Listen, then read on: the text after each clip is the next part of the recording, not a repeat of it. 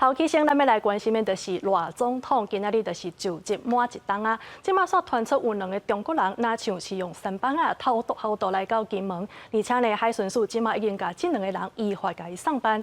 嘛，因为进前才传出有中国的白仔囝是坐树灵船来到咱台湾，甚至也阁有中国的网红呢是伫咱的海墘啊来插五车旗。专家是认为讲，这无排除就是中国咧甲咱试探，看倒一搭是咱的雷达视角。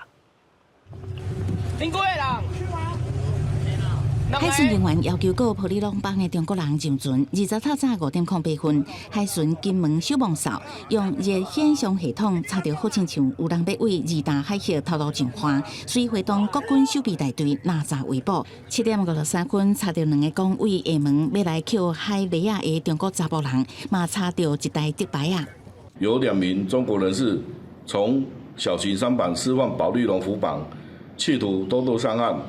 目前调查疑似上岸采备。昨日有一对中国白仔囝，搁树莲船为桃园观音海沙堡上花，我也搁有中国网青第18打出影片，伫桃园大园区海沙堡插5000旗。去年嘛发生中国查甫人驶快艇为福建出发，直接冲入去新北市的淡水码头，离中国无偌远的金门，沿过定定有中国偷渡客，搁有树莲船出现。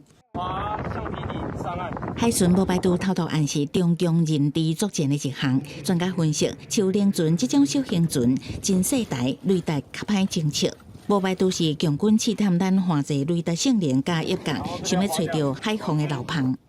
雷达其实目前来讲，对小型的这种橡皮艇目标，基本上它能够侦测到的能力是有限的。毕竟人体都有所谓的这个热源，针对人员的辨识状况，绝对会比雷达好。专家表示，无人雷达站一旦自动侦测认出海面目标，执行量伤济，至少也有雷达示警、人工识别的方式。那做连雷达都无都认出来，敢若外口派人用千里镜、热显像，甚至人的到场证书，咱拢需要建立更加强大的安全网，经过海防。